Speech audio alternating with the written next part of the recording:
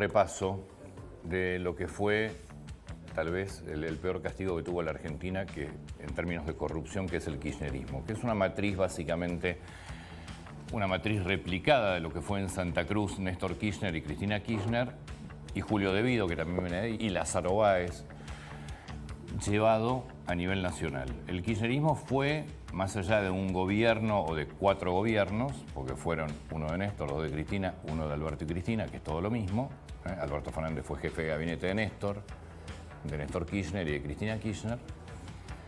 Básicamente, más allá de un espacio político y un gobierno, es una estructura de corrupción. Es una matriz de corrupción llevado primero provincial y después llevado a nivel nacional. En realidad fue primero a nivel intendencia, después fue a nivel provincial y tuvo, por supuesto, su perfeccionamiento a nivel nacional. Es esto, digo, después dibújenlo como quieran, disfracen de populistas, compren los derechos humanos como bandera, compren el feminismo como bandera y después, como son de doble moral sistemática, tienen a los derechos humanos, se las quieren adueñar, pero después terminan apoyando todas las dictaduras habidas y por haber en el mundo. Donde Alberto Fernández le dice a Putin que quiere hacer la puerta de entrada de Rusia en la región, un dictador obviamente, donde Chávez y Maduro, 2 dictadores, fueron socios en los negocios con el kirchnerismo, donde por supuesto también Fidel Castro pasó a ser un ídolo y Cuba, una de las dictaduras peores de Latinoamérica, también socia del kirchnerismo, y así podemos seguir, digamos, podemos sumar a Noriega en Nicaragua. Donde aparezca un dictador, ahí estaba el kirchnerismo apoyándolo y haciendo negocios. Se daba vuelta y en la Argentina te vendían que eran los representantes de los derechos humanos en la tierra y los dueños de los derechos humanos en la tierra. Y después pasó lo mismo con el feminismo. Se llenaron la boca con el feminismo, con los derechos de las mujeres, y fíjate, el expresidente en qué problemita está. De vuelta, elegido por Cristina Fernández, no nos engañemos. Entonces dijimos, bueno, vamos a recordar, pues está bueno recordar qué pasó por la Argentina en estos últimos 20 años. ¿O qué pasó en la Argentina? Donde empezó el gobierno de Néstor Kirchner, llegaba después, por supuesto, después de lo que fue la crisis del 2001, un Duhalde que estuvo 2 años, que debe estar arrepentido Duhalde hasta el día de hoy de haber entregado el poder antes. Y lo elige a Néstor Kirchner porque no había quien quería agarrar, básicamente. Exacto. ¿No? ¿Se acuerdan, no? De Reutemann, creo que Macri también era un nombre que daba vuelta por ahí. El peronismo había ido con 3 fórmulas. Sí.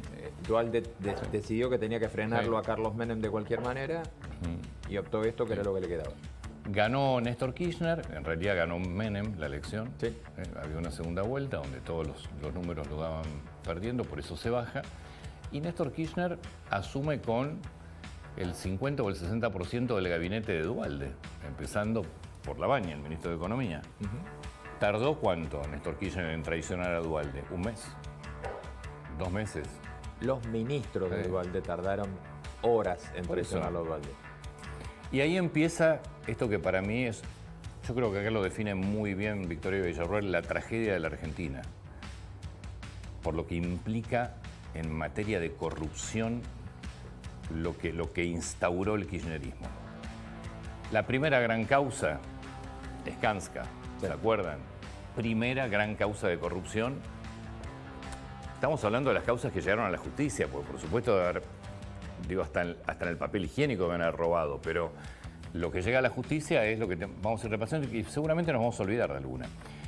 Skanska es la primera gran muestra de corrupción, de estructura, que por supuesto pone a uno de los pilares de toda la estructura de corrupción del kirchnerismo, de Julio De Vido. Sí, negociación de primera gran licitación donde entra un caso de corrupción, gasoducto. Reconocido por la empresa. Reconocido por la empresa, esto fue lo más duro de la causa de Skanska. Reconocido por la empresa, reconocidos que pagaron coimas. Sí, exactamente. Y ahí ya muy rápido, muy cerca del comienzo de este gobierno de Néstor Kirchner, ya empezaba a saber hacia dónde iba la materia de corrupción, de la matriz de corrupción. Obra pública, energía, todo concentrado en un superministro que era Julio De Vido, que además venía de Santa Cruz. Por eso venía replicando un poco la misma estructura.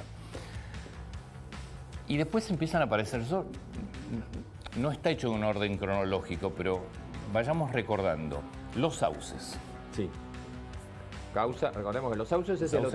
el hotel, lleva el nombre del hotel de los Kirchner, Sí. uno de los hoteles, el primero que está en el mismo terreno, en la misma manzana que la residencia de ellos en el Calafate.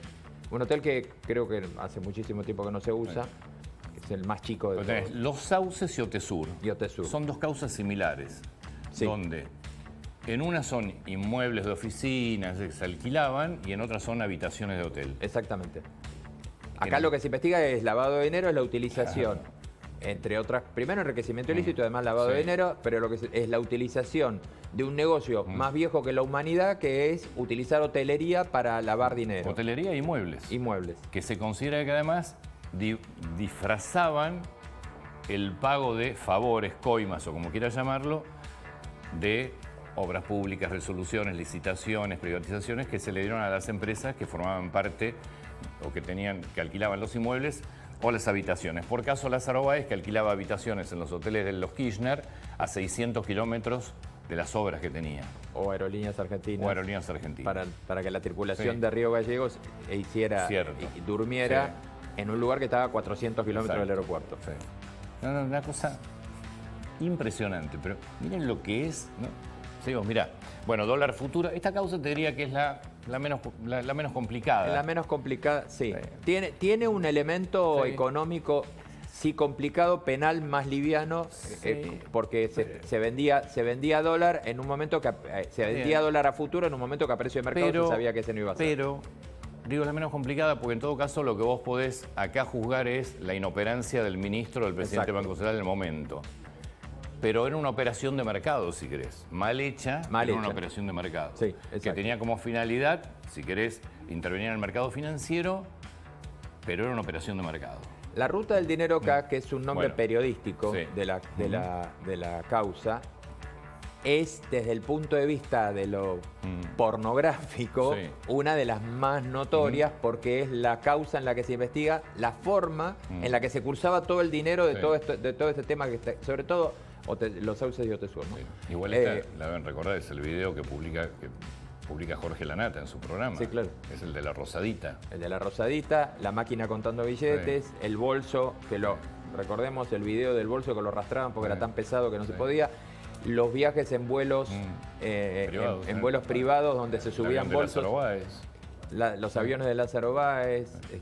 Pero recuerdan esto, ¿no? Pues Puerto Madero, no, todo es una imagen. Puerto Madero, obviamente, nacional y popular, gobierno kirchnerista, todos desembarcaron sus funcionarios, todos los negocios, Puerto Madero, Madero Center y todos sus negocios. Ahí estaba esta financiera.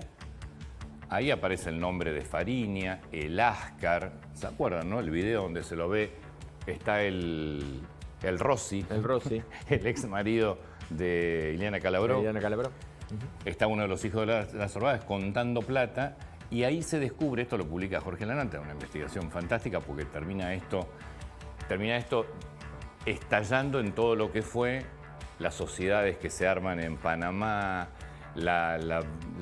el ingreso blanqueando dinero, o sea, blanqueando dinero negro que se llevó al exterior con bonos, todas cuentas en Suiza, todo eso. En el mismo lugar donde los propios Kirchner tenían 2 departamentos. Claro, bueno, por eso te digo, lo nacional y popular del kirchnerismo desembarcaron en Puerto Madero.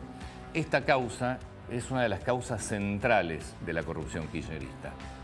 Porque acá ves cómo se lavaba el dinero, cómo se transportaba, lo que dice Rubén de los bolsos.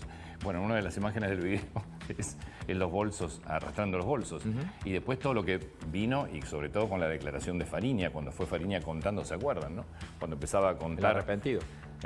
Porque los arrepentidos no empezaron con... Porque hay digamos, yo se entiende que la gente es tan abrumadora esto. Los arrepentidos no empiezan con la causa Cuadernos. Hubo 10 años antes ya hubo arrepentidos. Bueno, en ese momento empezábamos a escuchar una palabra que después se hizo habitual en cualquier transacción bancaria, los tokens. Los tokens, claro. ¿Se acuerdan? De Fariña contando todas las operaciones con los tokens. Bueno, la causa política por excelencia, gravísima, el memorándum con Irán, ¿no? Porque hay que entender que el kirchnerismo es corrupción absolutamente en todos los ámbitos. Es corrupción generalizada, es una matriz de corrupción económica, pero que atraviesa absolutamente todo. Y esta causa, así como el kirchnerismo se adueñó de los derechos humanos y salió con todos los dictadores, esto, el memo con Irán, es algo muy brutal para la Argentina, porque el kirchnerismo intentó despegar a los autores, hoy ya a los autores directamente nombrados por la justicia y por la Corte, que es Irán, intentó despegarlo de su responsabilidad del atentado, de los peores dos atentados que tuvo la región, por supuesto la Argentina, como fueron tanto la embajada como después la AMIA. Sí. Con una explicación que quiso dar el gobierno, que es tirada de los pelos y delirante, con una negociación en Etiopía a espaldas de todo, recordemos, donde viajó el canciller argentino, a espaldas de la gente y a espaldas de la legalidad, y además un memorándum que tenía como objeto que declararan los involucrados iraníes, y quien tenía que ir a tomar declaración tenía pedido de captura en Irán. Fiscal argentino que tenía pedido de captura en Irán. Es decir, era de objeto imposible el cumplimiento del memorándum bajo todo punto de vista. Bueno, por supuesto este memo, insisto, de lo peor en materia de historia de la Argentina, porque lo que pretendía era librar de culpa y cargo a los responsables del atentado a la AMIA. Esto terminó con el asesinato de Nisman, porque recuerden ustedes que el fiscal Nisman estaba investigando este memo y la relación del gobierno con Irán cuando aparece muerto en su casa, aparece asesinado en su casa.